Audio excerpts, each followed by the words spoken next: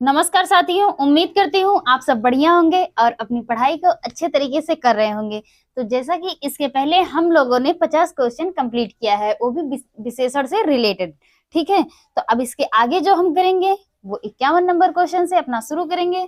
तो चलिए शुरू करते हैं अपना 51 नंबर क्वेश्चन से। तो हमारा 51 नंबर क्वेश्चन क्या है उसको देखते हैं। क्वेश्चन है, बसंत के मौसम में पीले फूल खिलते हैं। बसंत के मौसम में पीले फूल खिलते हैं। प्रस्तुत वाक्य में विशेषण कौन सा है? प्रस्तुत वाक्य में विशेषण कौन सा? इस वाक्य में विशेषण कौन सा है बताना है। तो ऑप्शन ए है हमारा मौसम, option B full, option C बसंत, ऑप्शन डी है पीले। तो इसमें से ऑप्शन डी हमारा सही हो जाता है। ये फूल की क्या बता रहा है? विशेषता बता रहा है। पीला जो है वो क्या बता रहा है कि मतलब पीला जो है वो फूल की विशेषता बता रहा है। ठीक है, फूल की विशेषता क्या हो जाएगा? पीला। तो इसके आगे देखते हैं हम। 52 नंबर हमारा क्वेश्चन क्या है। मैंने अपना घर मटमैले रंग से मैंने अपना घर मटमैले रंग का रंगवाया है। इसमें मटमैला शब्द क्या है? इसमें पूछा है कि मटमैला ये जो मटमैला शब्द है ये हमारा क्या है? तो ऑप्शन ए है विशेषण, ऑप्शन बी है सर्वनाम, ऑप्शन सी है विशेष, ऑप्शन डी है संज्ञा। तो इसमें जो मटमैला शब्द हो जाएगा वो हमारा विशेषण हो जाएगा। ऑप्शन ए हमारा सही हो जाएगा। घर का जो रंग हुआ है, मतलब रंगवाया गया है जिससे, वो किस रंग से रंगवाया गया है? मटमैले। तो रंग की क्या बता रहा है? विशेषता बता रहा है। रंग क्या है? मटमैले रंग का है। ठीक है, अब इसके आगे देखते हैं 53 नंबर क्वेश्चन। विशेषण जिसकी विशेषता बताता है वह क्या कहलाता है? ये हमसे पूछा है। तो ऑप्शन ए हमारा है विशेष, ऑप्शन बी हमारा है सर्वनाम, ऑप्शन सी हमारा है क्रिया, ऑप्शन डी हमारा है संज्ञा। तो इसमें से ऑप्शन ए हमारा सही हो जाता है। जो विशेषण की विशेषता बताए उसे विशेष से कहते हैं। ठीक है, जो विशेषण की विशेषता बताता है उसे विशेष से कहते हैं। 54 नंबर क्वेश्चन क्या है? विशेषण कितने प्रकार के होते हैं? ये हमसे पूछा है। तो ऑप्शन ए है 2, ऑप्शन बी है 3, ऑप्शन सी है 4, ऑप्शन डी है 5। तो ऑप्शन सी हमारा सही हो जाता है। विशेषण कितने प्रकार के होते हैं? 4 प्रकार के होते हैं। ठीक है, अब इसके आगे देख लेते हैं इसकी व्याख्या। वो चारों प्रकार कौन कौन से हैं? तो पहला तो हमारा है सार्वनामिक विशेषण, लेकिन इसके अंतर्गत 2 आते हैं। सार्वनामिक विशेषण के अंतर्गत 2 कौन कौन से हैं? मौलिक सार्वनामिक विशेषण और दूसरा क्या है? यौगिक सार्वनामिक विशेषण। ठीक है, और दूसरा अब जो मूलतः जो विशेषण के प्रकार हैं वो उसमें दूसरा क्या हो जाता है? गुणवाचक विशेषण, संख्यावाचक विशेषण और परिणामवाचक विशेषण। तो हमारे कितने विशेषण के कितने प्रकार हैं? 4 प्रकार हैं। कौन कौन से? सार्वनामिक, और दूसरा है गुणवाचक, और तीसरा है संख्यावाचक, और चौथा है परिणाम बोधक। ठीक है, लेकिन सार्वनामिक के अंतर्गत जो हमारे 2 और आते हैं, जो सार्वनामिक के प्रकार है वो मौलिक है, मौलिक सार्वनामिक और यौगिक सार्वनामिक। ठीक है, अब इसके आगे देख लेते हैं क्वेश्चन।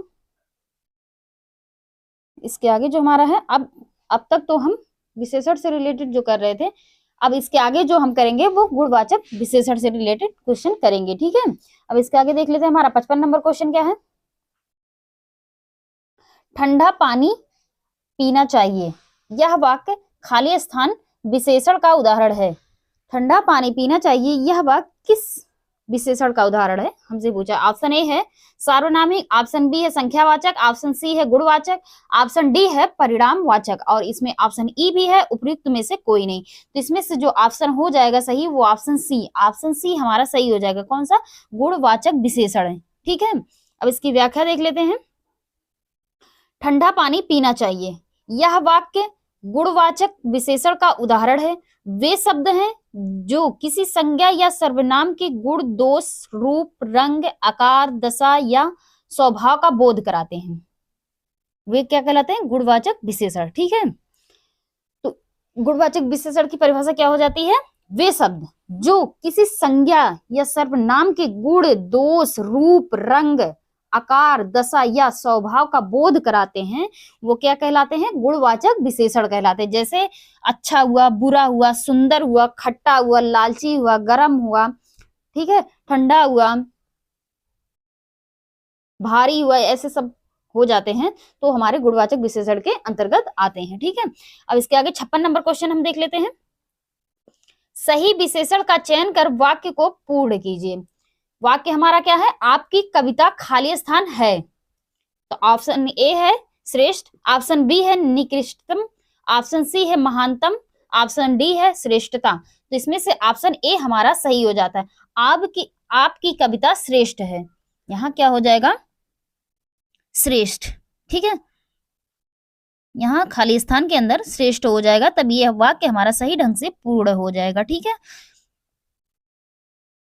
अब इसके आगे देख लेते हैं 57 नंबर क्वेश्चन। उपर्युक्त विशेषण का चयन कर वाक्य को पूर्ण कीजिए। तो वाक्य हमारा क्या है, आकाश बहुत खाली स्थान है, तो इस खाली स्थान के अंदर क्या रहेगा वो हमें बताना है। तो ऑप्शन ए हमारा है ऊंचा, ऑप्शन बी हमारा भयानक, ऑप्शन सी हमारा है विशाल, ऑप्शन डी हमारा है बड़ा। तो इसमें से ऑप्शन सी हमारा सही हो जाता है।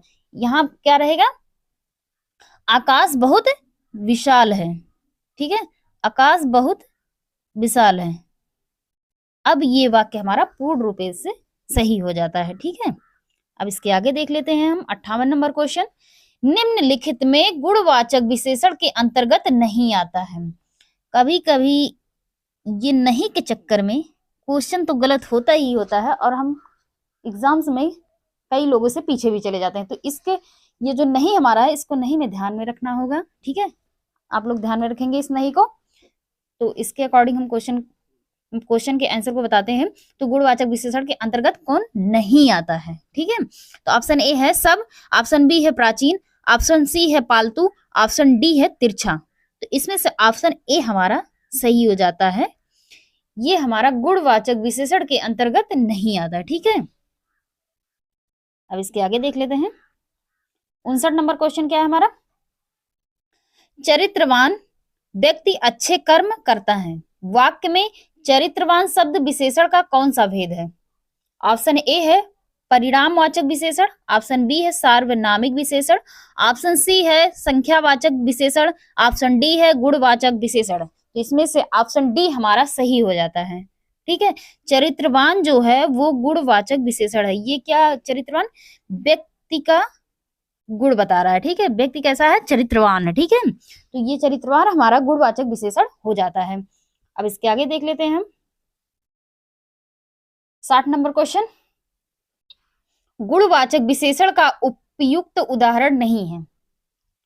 तो ऑप्शन ए हमारा है गंभीर, ऑप्शन बी हमारा भावुक, ऑप्शन सी है गुस्सा, ऑप्शन डी है शांत। तो ऑप्शन सी हमारा सही हो जाता है।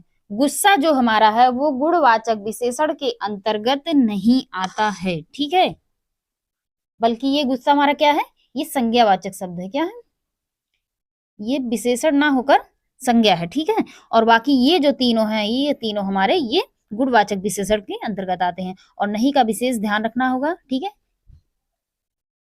अब इसके आगे देख लेते हैं 61 नंबर क्वेश्चन। निम्नलिखित में से गुणवाचक विशेषण का उदाहरण है। ऑप्शन ए है अधिक, ऑप्शन बी है प्रत्येक, ऑप्शन सी है भला, ऑप्शन डी है 100 गुना। तो इसमें से ऑप्शन सी हमारा सही हो जाएगा। भला जो हमारा है वो गुणवाचक विशेषण नहीं है, जबकि ये तीनों ऑप्शन जो हमारे हैं वो गुणवाचक विशेषण के सही उदाहरण हैं, ठीक है। तो अब इसके आगे देख लेते हैं इसकी व्याख्या क्या है। शब्द हमारा क्या है अधिक। अधिक क्या है, ये विशेषण के प्रकार में से कौन सा प्रकार है, परिणाम बोधक प्रकार है, ठीक है। और प्रत्येक जो हमारा है वो संख्यावाचक कहलाता है, और भला जो हमारा है वो गुणवाचक दशा बोधक है, और 100 गुना जो हमारा है ये संख्यावाचक विशेषण है, ठीक है। अब इसके आगे देखते हैं 62 नंबर क्वेश्चन हमारा क्या है। दृश्य मनोरम था। दृश्य क्या था, मनोरम था। इस वाक्य में प्रयुक्त विशेषण है। ऑप्शन ए है भाववाचक, ऑप्शन बी है गुणवाचक, ऑप्शन सी है संख्यावाचक, ऑप्शन डी है निर्देशक। तो इसमें से ऑप्शन बी हमारा सही हो जाता है, गुणवाचक। तो गुणवाचक, तो इसमें जो मनोरम है वो हमारा गुणवाचक विशेषण हो जाता है। इस वाक्य में दृश्य मनोरम था, इस वाक्य में ये हमारा गुणवाचक हो जाता है, ठीक है। दृश्य ये बता रहा कि दृश्य किस तरीके का है, ठीक है। तो ये दृश्य कैसा है, मनोरम है। मनोरम हमारा क्या हो जाता है, गुणवाचक विशेषण हो जाता है। और गुणवाचक विशेषण होता क्या है, जिस शब्द से संज्ञा या गुण, दशा, स्वभाव या लक्षित हो, आदि लक्षित हो, मतलब बताया जाए, उसे क्या कहा जाता है, गुणवाचक विशेषण कहा जाता है, ठीक है। अब इसके आगे देख लेते हैं 63 नंबर क्वेश्चन क्या है। ईमानदार शब्द में कौन सा विशेषण है। ऑप्शन ए है गुणवाचक विशेषण, ऑप्शन बी है संख्यावाचक विशेषण, ऑप्शन सी है परिणामी वाचक विशेषण, ऑप्शन सी डी है सार्वनामिक विशेषण। तो इसमें से ऑप्शन ए हमारा सही हो जाता है। ईमानदार जो हमारा है वो गुणवाचक विशेषण है, ठीक है। अब इसके आगे देख लेते हैं। हमारा 64 नंबर क्वेश्चन क्या है, दिल्ली में ऊंची इमारतें हैं, तो इसमें से हमें बताना है इसमें से कौन सा विशेषण है, इस वाक्य में कौन सा विशेषण है। ऐसे वाक्य दे देता तो समझ नहीं आता कि करना क्या है इसका, तो इसमें से बताना होता है कौन सी विशेषण है, ठीक है। तो ऑप्शन ए है दिल्ली, ऑप्शन बी है इमारतें, ऑप्शन सी है ऊंची, ऑप्शन डी है उपर्युक्त में से एक से अधिक, ऑप्शन ई भी है इसमें उपर्युक्त में से कोई नहीं। तो इसमें से ऑप्शन सी हमारा सही हो जाएगा। ऊंची जो हमारी है ये हमारा विशेषण है, और विशेषण में कौन सा विशेषण है, गुणवाचक विशेषण। और ये गुणवाचक विशेषण कैसे है, ये इमारत की दशा बता रहा है कि मतलब बता रहा है कि ये किस तरीके की इमारत है, ऊंची है, लंबी है, पतली है, मोटी है। तो ये किस तरीके की इमारत है, ऊंची इमारत है, इसकी क्वालिटी को बता रहा है, ठीक है। अब इसके आगे देखते हैं 65 नंबर क्वेश्चन क्या है, निम्नलिखित में गुणवाचक विशेषण नहीं है। निम्नलिखित में से गुणवाचक विशेषण कौन सा नहीं है ये हमें बताना है। तो ये नहीं नहीं नहीं नहीं को ध्यान में रखना होगा, नहीं हमें नहीं भूलना है, नहीं को हमें नहीं भूलना है। तो ऑप्शन ए हमारा है बुरा, ऑप्शन बी हमारा है तीसरा, ऑप्शन सी हमारा मैला, ऑप्शन डी हमारा लाल। तो इसमें से जो ऑप्शन बी हमारा ये हमारा गुणवाचक विशेषण नहीं है, ठीक है। अब इसके आगे देख लेते हैं। इसके आगे का जो क्वेश्चन हमारा 66 नंबर क्वेश्चन, 66 नंबर क्वेश्चन अच्छा क्वेश्चन है, क्योंकि इसमें एक ऑप्शन दिया फिर उसके बाद ऑप्शन देकर फिर पूछा कि इसमें से कौन सा सही है, ठीक है। तो इसमें देख लेते हैं, निम्नलिखित में गुणवाचक विशेषण है। तो ऑप्शन ए है लंबा आदमी इस घर का मालिक है, लंबा के नीचे क्या है, रेखांकित किया गया है, ठीक है। फिर उसके बाद क्या है, तुमने मेरी नीली कमीज देखी है, नीली के नीचे क्या है, अंडरलाइन है यानी रेखांकित है। ऑप्शन सी है बहुत अच्छा लड़का है, अच्छा के नीचे क्या है, रेखांकित है। फिर ऑप्शन डी है इस साल कम उपज हुई है, ऑप्शन में कम के नीचे क्या लगा है, रेखांकित किया गया है, ठीक है। ऑप्शन ई क्या है, यह मकान बड़ा है, तो बड़ा के नीचे क्या लगा है, रेखांकित किया गया है, ठीक है। तो हमें फिर उसके बाद भी ऑप्शन दिया गया है, उसके बाद भी ऑप्शन दिया है कि इसके थोड़ा ऊपर कर लेती हूँ जिससे दिखे, नीचे दिए गए विकल्पों में सही उत्तर चुनिए। इस विकल्प में बताना है कि कौन कौन से विकल्प में गुणवाचक विशेषण का प्रयोग किया गया है, ठीक है। तो इसमें से इस वाक्य को पढ़ने के बाद हमें,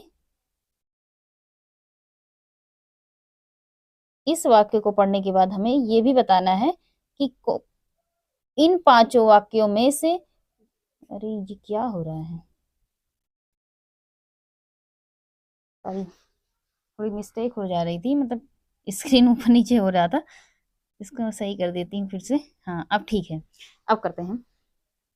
तो ये कहा गया कि गुणवाचक विशेषण इन पांचों वाक्यों में से किन में है, ठीक है, किन किन वाक्यों में है। तो हमें देखना है और वो भी सही बताना है। कहीं कहीं मतलब कहीं किसी किसी क्वेश्चन में दे दिया जाता कि सही नहीं है, ठीक है, तो इसमें क्या कहा, सही है।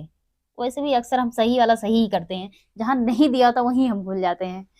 तो ऑप्शन ए इसमें है ए बी और डी, ऑप्शन बी इसमें है B C D, option C इसमें है C D E, option D इसमें है ए बी सी। तो इन पांचों वाक्यों को पढ़ने के बाद हमें क्या क्या लगता है कि इसमें ऑप्शन डी हमारा सही हो जाता है। ए बी सी में हमारा जो है वो विशेषण का प्रयोग हुआ, वो भी कौन से विशेषण का, गुणवाचक विशेषण का, ठीक है। तो कौन कौन से, ये लंबा जो है ये आदमी की विशेषता बता रहा है कि आदमी कैसा है, लंबा है, ठीक है। और कमीज कैसी है, इसमें कमीज की विशेषता बता रहा है कि कमीज कैसी है, नीली है, ठीक है। और लड़का कैसा है, अच्छा है, तो लड़का की विशेषता बता रहा है। जबकि ये जो दोनों है इसमें विशेषता की कोई बात ही नहीं की गई है, ठीक है।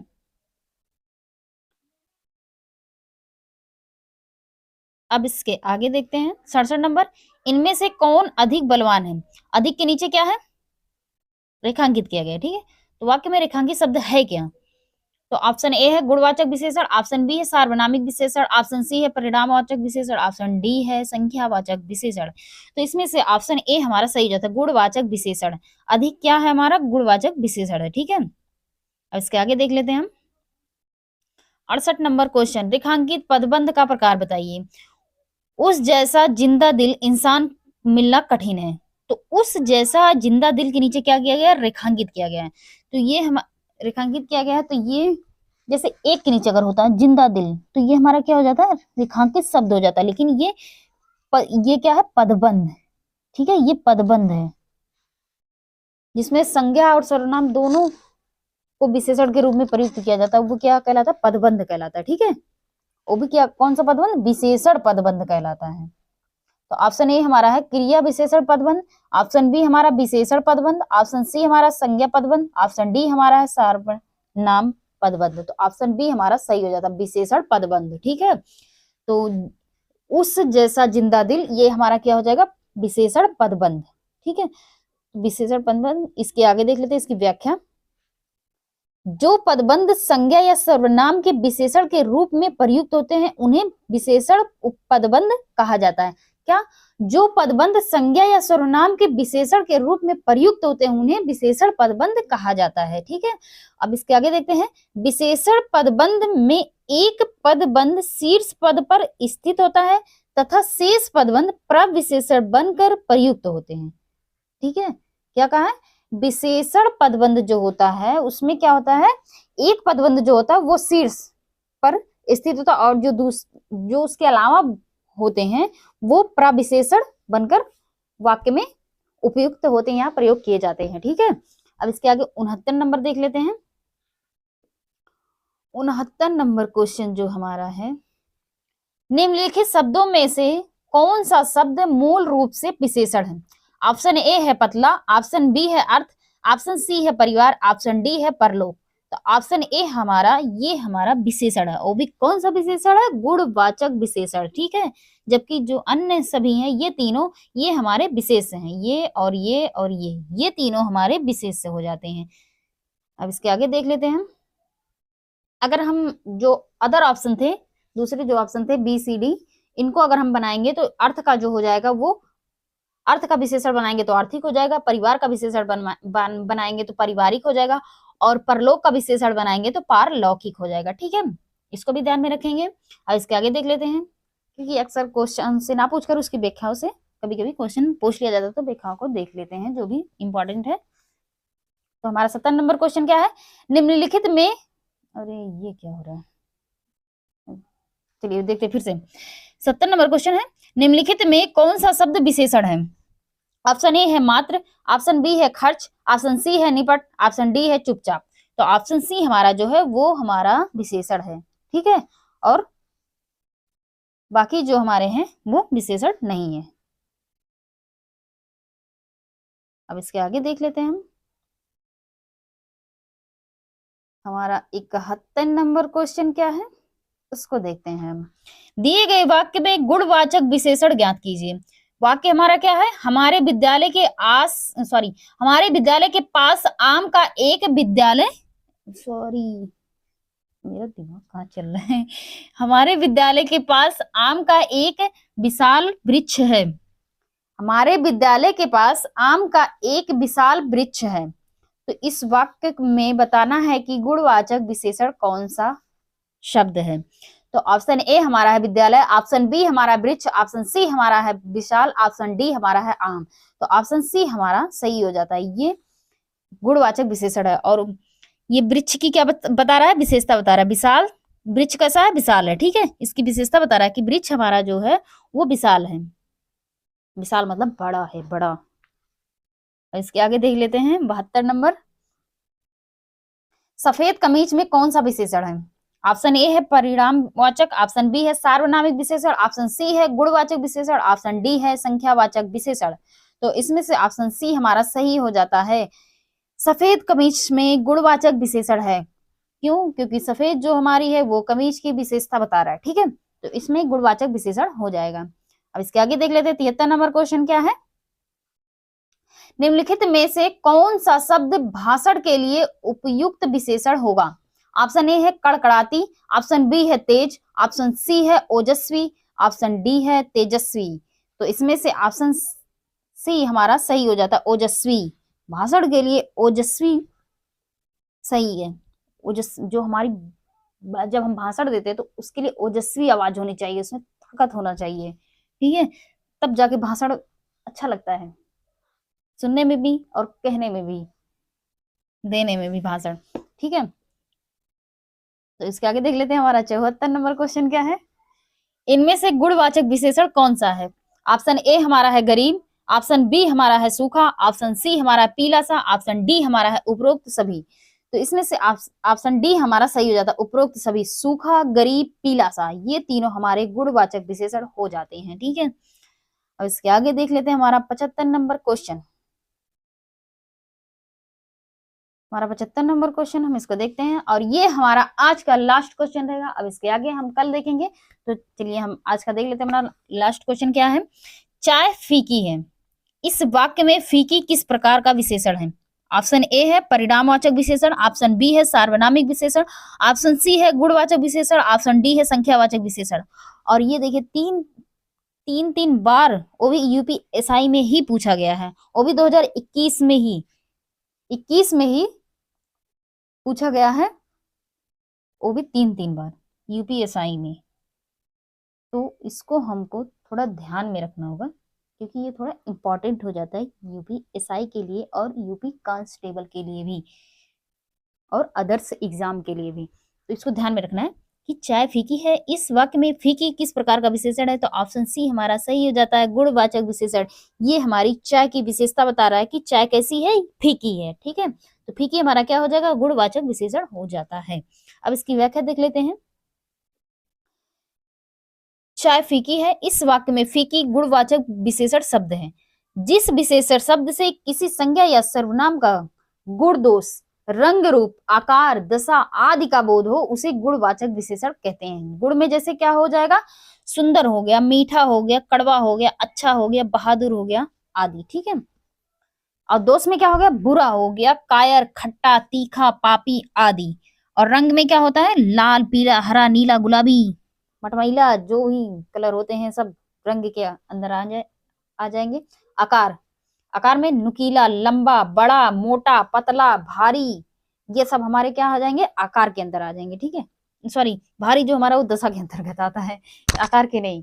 तो दशा में देखते हैं, ऊंचा है, नीचा है, गहरा है, सकरा है, भारी है, हल्का है, ये सब हमारे किसके अंदर आ जाते हैं, दशा के अंदर आ जाते हैं, ठीक है। तो आज का ये हमारा लास्ट क्वेश्चन रहा। अब इसके आगे हम कल कंटिन्यू रखेंगे। आज के लिए थैंक यू सो मच।